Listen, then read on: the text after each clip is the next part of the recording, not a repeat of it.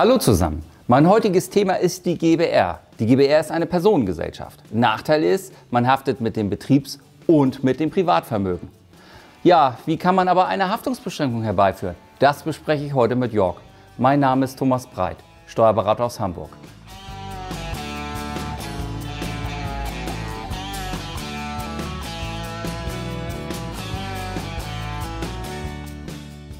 Moin Thomas, schön, dass wir mal wieder sprechen zusammen. Und GbR, ein sehr interessantes Thema. Du hast gerade eben was von Vor- und Nachteilen gesprochen. Wollen wir erstmal über die Vorteile sprechen? Was wäre denn ein Vorteil einer GbR? Also, es gibt nicht nur einen Vorteil. Also zum Beispiel die Gründungskosten sind quasi gar nicht vorhanden.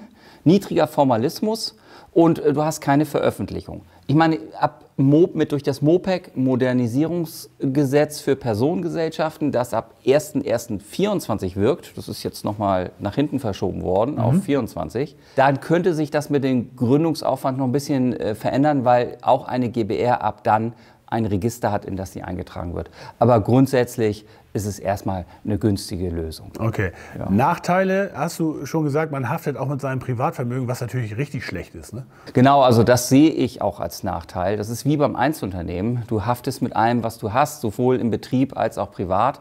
Und dann kommt natürlich noch ein Nachteil mit dazu, du hast keine Altersvorsorge, keine betriebliche Altersvorsorge, die du darüber machen kannst, ne? Okay, wann macht eine GbR denn überhaupt Sinn? Ja, eine GbR macht Sinn, wenn du kein Geld hast. Manchmal passiert die auch durch Zufall. Also du schließt dich mit jemandem zusammen und das ist in einer Art und Weise passiert, ja, wo man sagt, das sind zwei Leute, die einen und denselben Geschäftswillen haben, dann wirst du per Gesetz schon zur GbR, weil du brauchst ja auch keinen Gesellschaftsvertrag haben. Gut, mit MOPEC wird das alles ein bisschen verändert, aber Stand heute ist das noch so. Okay. Ja. Gerade eben hast du irgendwas von Haftungsbeschränkung gesagt, also dass das möglich wäre. Wie genau muss ich denn da vorgehen? Ja, also das ist allerdings ein bisschen um die Ecke gedacht. Die GbR selber ist immer unbeschränkt haftbar. Nicht? Also das heißt mit dem Betriebsvermögen und die Gesellschafter mit ihrem Privatvermögen. Wenn aber die Gesellschafter selber gar keine natürlichen Personen wie du und ich sind, sondern eine GmbH, kann auch eine Aktiengesellschaft sein, zwei Aktiengesellschaften, die sich zusammenschließen zu einer GbR, dann ist natürlich verlängert gedacht, die GbR nicht mehr unbeschränkt haftbar, weil dahinter ja die Gesellschafter beschränkt haftende Gesellschafter sind. Okay, ich überlege jetzt nur gerade, also ich habe zwei Gesellschaften, die sich zu einer zusammentun, sind also dann im Grunde drei Gesellschaften. Wo ist denn da der Vorteil? Ja, genau, also wo ist der Vorteil? Also ich kann dir nur sagen, einige Personen machen das, weil sie nicht veröffentlichen wollen. Wenn sie als GmbH auftreten nach außen hin, ja, dann muss sie auch als GmbH das gesamte Geschäft veröffentlichen. Aber wenn Sie sich als GbR zusammenschließen und Sie treten nach außen als GbR auf, erstmal hat jeder auch ein anderes Vertrauen rein. Klar, du musst die Firmenwahrheit, Klarheit beachten, also dass da GmbHs hinterstecken, musst du schon ein bisschen zeigen. Sehr häufig steht dann GmbH und Co. GbR oder GmbH und GmbH in GbR. Sowas kann schon sein. Ja. Aber Fakt ist, das ganze Geschäft ist GbR. Und die GbR muss nicht veröffentlichen.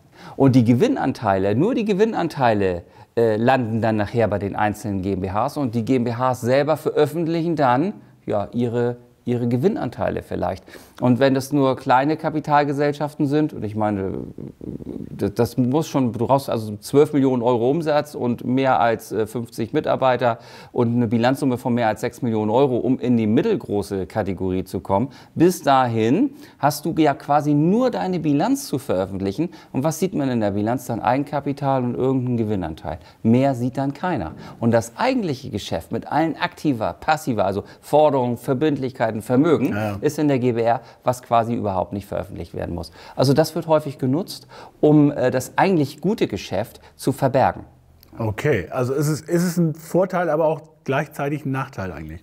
Ja, es ist ein Vorteil und ein Nachteil. Natürlich hast du quasi drei Bilanzen, aber man muss wirklich sagen, das Geschäft lagert sich auf die GbR aus und das ist ein Abschluss. Und die Gewinnanteile, ja, die hast du ja quasi auch beim einzelnen Gesellschafter. Ja. Nur klar, der einzelne Gesellschafter, dem fließt das Geld erst durch eine Gewinnausschüttung zu.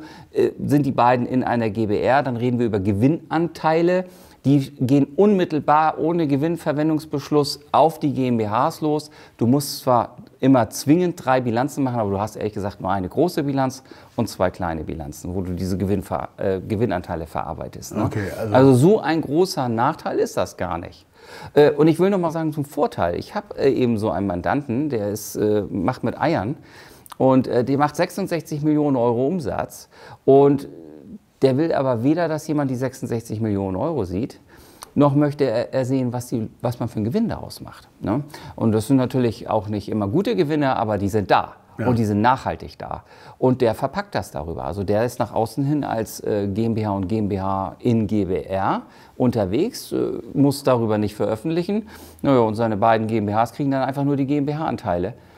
So löst er das für sich, weil er auch diesem Preisdruck gar nicht, er möchte dann nicht mitspielen, dass die Leute sehen, was bringt das eigentlich für Gewinne? Ja. Ein anderes Beispiel, der ist ein Produktionsunternehmen, der sagt, ich verhandle jeden Tag meine Preise mit den Kunden, weil die können auch einfach im Bundesanzeiger sehen, was ich für Umsatz mache, was ich für Gewinne mache. Da muss ich im Anhang auch noch so viel erklären. Der hat auch diese Lösung gefahren mit dieser GbR, wo 2 GmbHs hinterstecken. Und jetzt auf einmal sieht keiner irgendwas. Und jetzt hat sich das tatsächlich auch bei ihm verändert mit den Verhandlungen. Ja, Thomas, ich merke schon, ne, GbR hat nicht nur Nachteile, sondern kann auch für viele ein Vorteil sein. Das ist genau richtig. Eine GbR ist schon sehr flexibel. Man kann einiges damit gestalten. Wie das für Sie aussehen könnte, können wir gerne gemeinsam erörtern. Wenn Ihnen das hier gefallen hat, würde ich mich freuen, wenn Sie meinen Kanal abonnieren. Dann sehen wir uns wieder. Thanks for watching.